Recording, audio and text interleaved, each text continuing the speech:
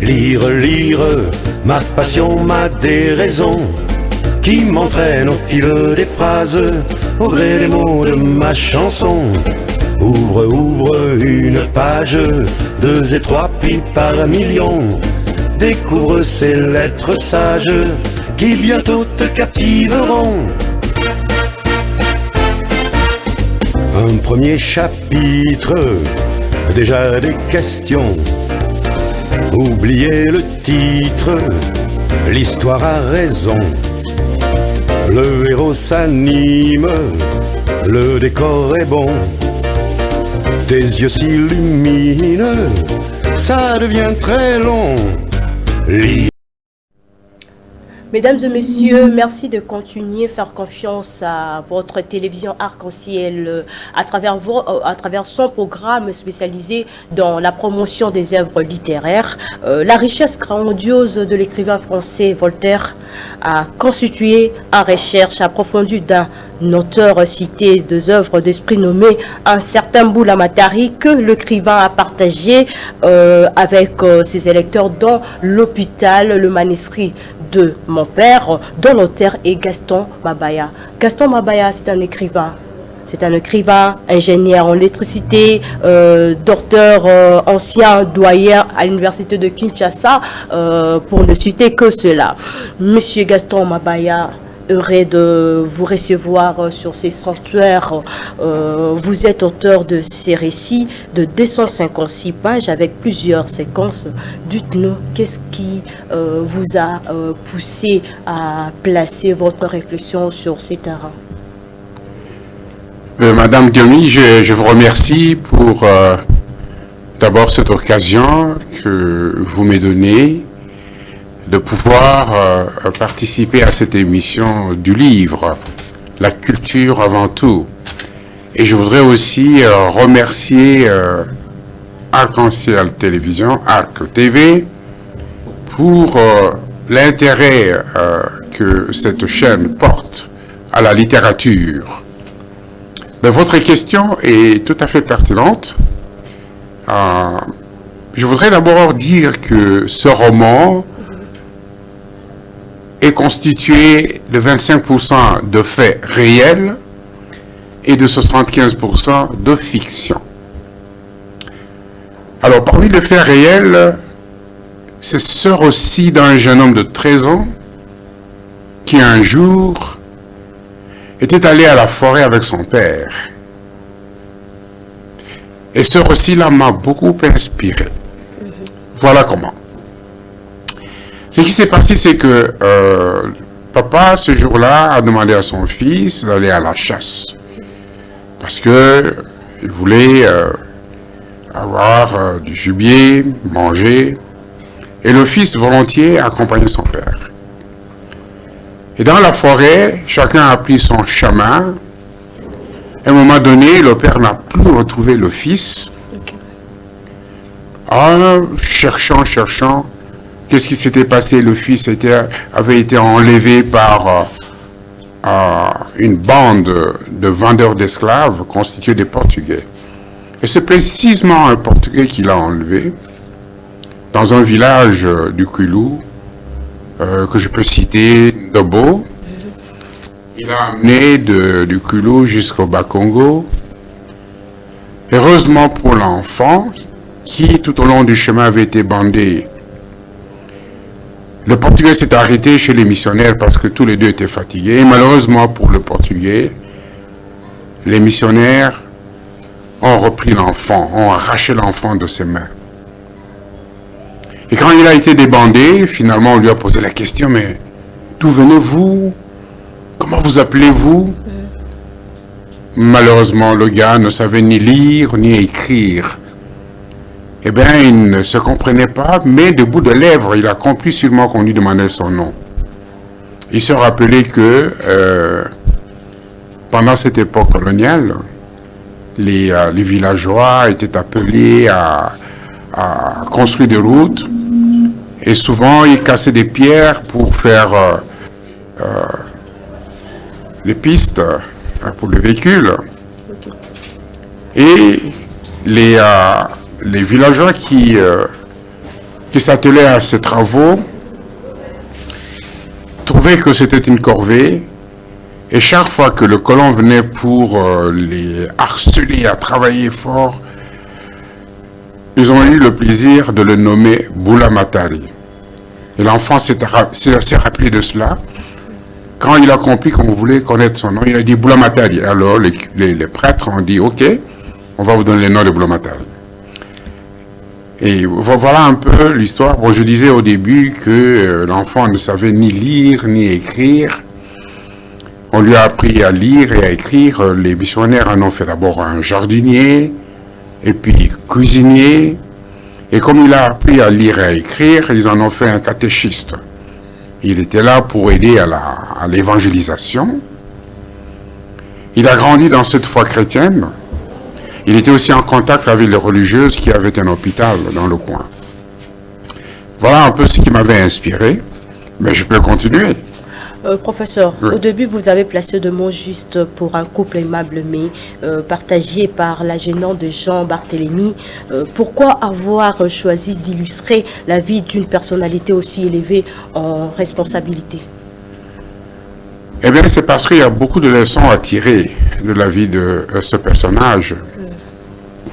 Je partirais d'abord de l'enfant de 13 ans qu'on avait enlevé, qui était devenu un monsieur, qui, lui, est devenu pratiquement une idole dans la région parce que il a aidé beaucoup de gens à se convertir à la religion. Et ensuite, lui-même a voulu que ses propres enfants aient aussi une bonne éducation. Et dans cette éducation, il a décidé que son fils aille au séminaire. Et voilà un peu cette élévation. Il voulait revaloriser ce que lui-même avait reçu. Oui, vous avez fait allusion au grand rôle que jouait la femme de Jean Barthélemy. Dans certaines interventions, dans la pratique, l'auteur veut de nouveau glisser quelle nation dans le cadre de lien qui doit être dans le couple. Oui, le papa de Jean Barthélemy, donc le fils, enfin le petit-fils de celui qui avait été enlevé, son papa donc, était lui-même un grand écrivain, un grand philosophe. Et l'enfant a été élevé, il était Jean Barthélemy, un fils unique. Il a été élevé dans une culture de respect, d'amour. Ce qui fait que son couple a été un couple exemplaire. Ils ont eu 3 enfants. Et Jean Barthélemy avait une écoute, une espèce d'écoute tout à fait approfondie de ce que sa femme lui disait, surtout le conseil. Et ils étaient très liés. Alors, ce couple-là, c'était un couple exemplaire. Souvent, Jean Barthélemy se rendait compte que le conseil de son épouse Lily lui apportait beaucoup de succès. Alors, il était toujours attentif. Voilà un couple modèle.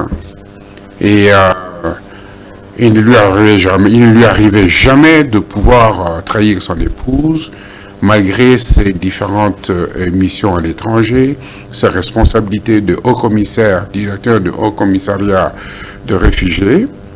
Et Jean Barthélemy est resté fidèle à son épouse.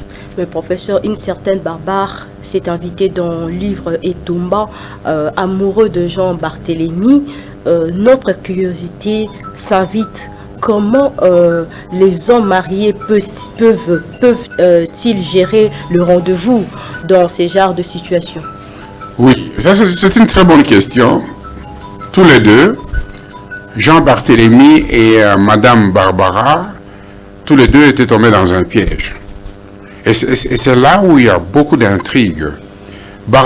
Madame Barbara Foch, est une personne qui, elle, a connu une enfance malheureuse. Dans son enfance, son père battait sa mère et elle avait horreur des hommes. Parce que par la suite, pour la débarrasser des scènes de son père, elle a été adoptée par sa grand-mère. Donc, elle a grandi avec sa grand-mère. Elle a fait de grandes études, professeure d'université. Mais curieusement, le papa de Jean Barthélemy, donc Jean-Emmanuel Boulamatari, celui qui est issu de ce jeune homme de 13 ans, son papa donc avait été à la base de beaucoup d'inspiration en ce qui concerne la décolonisation, en ce qui concerne le développement du pays qui était sous le joug colonial. Et donc, Barbara Fogg a été utilisée une fois pour tuer le papa de Jean Barthélemy, mais pas pour le tuer à proprement parler, mais pour le pousser à démissionner de ses fonctions, parce qu'à un moment donné, il a assuré les fonctions de président de la République. Et pour ce faire, elle devait enlever Jean Barthélemy. Et donc, tous les deux ne s'étaient pas rencontrés. Mais voilà que par hasard, ils se rencontrent à l'aéroport d'Ankara, et cette dame, Barbara, qui avait horreur des hommes, voit Barthélemy pour la première fois, elle est tombée amoureuse. Et Barthélemy, avec toute l'éducation qu'il a reçue, ne savait comment contrôler ses émotions, comment contrôler ses sentiments, et tous les deux étaient dans un piège, ils étaient piégés. Ils se sont rencontrés à plusieurs occasions, au point où ils voulaient vraiment s'amouracher, mais ça n'arrivait pas. Ils se retenaient, mais l'envie était là. Et voilà un peu, c'est pour cela que quelque part, dans le résumé, on dit que Jean Barthélemy a été envahi par Barbara. Professeur Gaston, votre ouvrage a été rendu public récemment. Quel a été à sa découverte? Oui, j'ai été très satisfait avec la recension qui avait été faite. Et dans la recension, j'ai découvert des choses dont moi-même je ne me rappelais pas avoir écrites. Mais ça m'a fait plaisir et surtout l'intérêt qui a été manifesté par les différentes questions. Et voilà qu'aujourd'hui, je me retrouve sur ce plateau de Arc-en-Ciel Télévision, ce qui prouve l'intérêt que cette chaîne a pour la culture.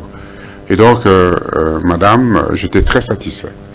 Et pourquoi l'auteur a illustré intentionnellement les citations de Voltaire en répétition dans les récits? Êtes-vous fan de ces écrivains? Fan, oui et non. Fan, oui, bien sûr, parce que j'ai lu beaucoup d'écrits de Voltaire.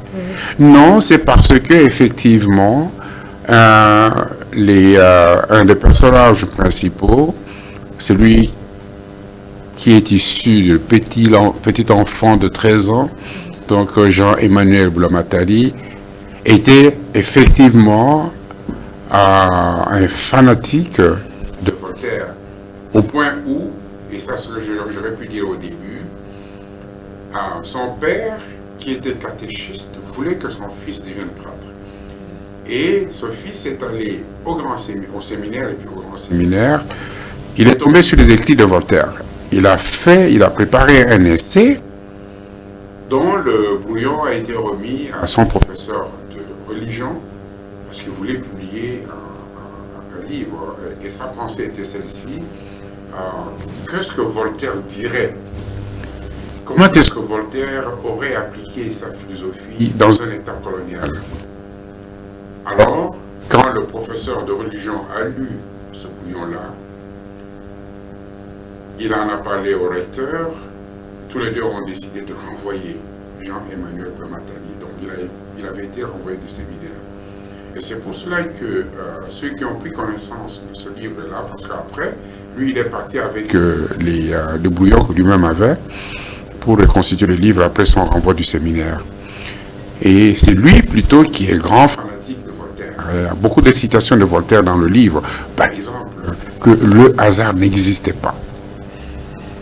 Un point important a saisi mon attention, devoir paternel et maternel, nous sommes africains. Quelle obligation contractuelle entre nos parents selon l'auteur? Alors, selon l'auteur, je crois que c'est réciproque. Les parents ont l'obligation de donner une très bonne éducation à leurs enfants, Et les enfants ont le devoir d'obéir à leurs parents et de se faire encadrer convenablement pour aussi assurer à leur progéniture un avenir brillant. Un livre riche en conseils, comment s'en a procuré?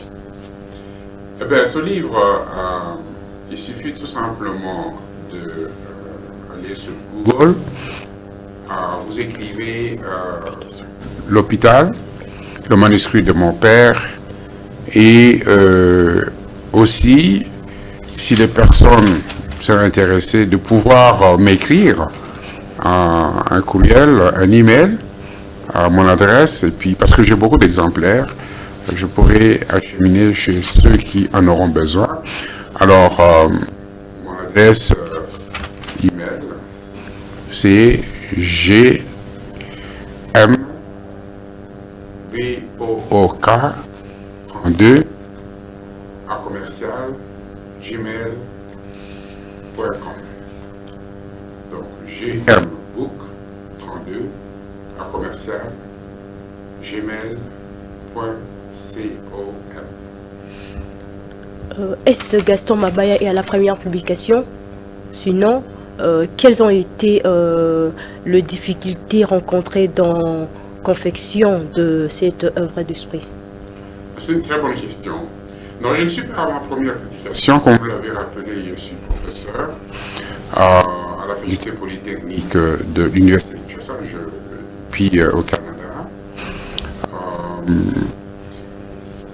Le premier livre que j'avais publié, c'était un livre sur les communications optiques, parce que je suis spécialiste de fibre optique.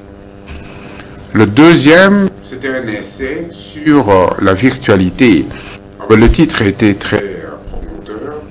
Le titre de mon second livre, c'était « L'université virtuelle pour l'Afrique et le Congo du XXIe siècle ». Et ce livre a été publié en 1999, c'était donc au XXe siècle. Et tout ce que nous faisons, tout à l'heure, votre équipe m'a parlé de la virtualité. On dit, professeur, tout ça est virtuel. Et donc, il y a plus ou moins 23 ans, j'avais déjà parlé des émissions virtuelles, de la vidéoconférence. Et ça, c'est mon second livre. Alors, ensuite, j'ai rédigé mon autobiographie, Un périple miraculeux de Ndobo à Toronto, dans le Canada. Un essai sur le pas de Jésus. 2 essais sur Gorée, qui est une île qui se trouve au Sénégal, d'où partaient les esclaves pour les Amériques. Et puis voilà, celui-ci est l'hôpital, le manuscrit de mon père, qui en fait est une trilogie. Donc le livre et c'est la première partie de la trilogie, celui-ci que nous vous présentons aujourd'hui, le tome 1. Il y a le tome 2 sur lequel je travaille, je suis déjà pratiquement à la moitié de la rédaction, et le tome 3 va venir. À part ça, j'ai écrit beaucoup d'articles. Voilà, madame. Professeur Gaston Mabaya, nous sommes presque à la fin de notre magazine. Qu'est-ce que le lecteur peut retenir de votre roman? Merci beaucoup pour cette dernière question, peut-être pas la dernière. Eh bien, il y a beaucoup de leçons à tirer. Je crois que chaque lecteur trouvera son compte dans ce livre. Et en résumé, je peux dire que il y a beaucoup de leçons de vie, notamment une des questions que vous avez posées tout à l'heure, la vie de couple, et aussi la résistance aux différentes tentations. Troisièmement, je penserai aussi à un aspect de développement, tant individuel que communautaire. Et il y a aussi des leçons d'amour, il y a des leçons de reconnaissance. Mais j'ai jeté un coup d'œil aux médias à travers des maisons d'édition. Quand vous remarquerez que le manuscrit de mon père a été tout à fait recherché par les éditeurs, il y avait une lutte pour pouvoir obtenir ce manuscrit et le publier. En bref, c'est une invitation à lire, comme je l'ai dit au début de ma réponse à cette question, que chacun y trouvera son compte. Et voilà, mesdames et messieurs, nous sommes à la fin de notre magazine Lecture en Arc, un magazine qui est consacré sur la littérature, qui avait reçu pour vous l'écrivain Gaston Mabaya. Gaston Mabaya, c'est un professeur, ingénieur en électricité à l'université de Kinshasa, ancien doyen à l'université de Kinshasa. Et voilà, je ne peux quitter ici sans pour autant dire merci à mon directeur général Tite Lungi et à mon réalisateur Papi Fala. Merci, à la prochaine.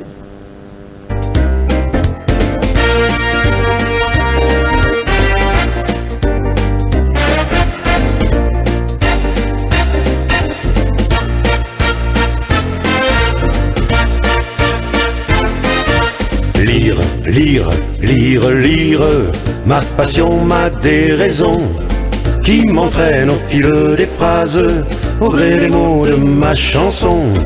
Ouvre, ouvre une page, 2 et 3 puis par million.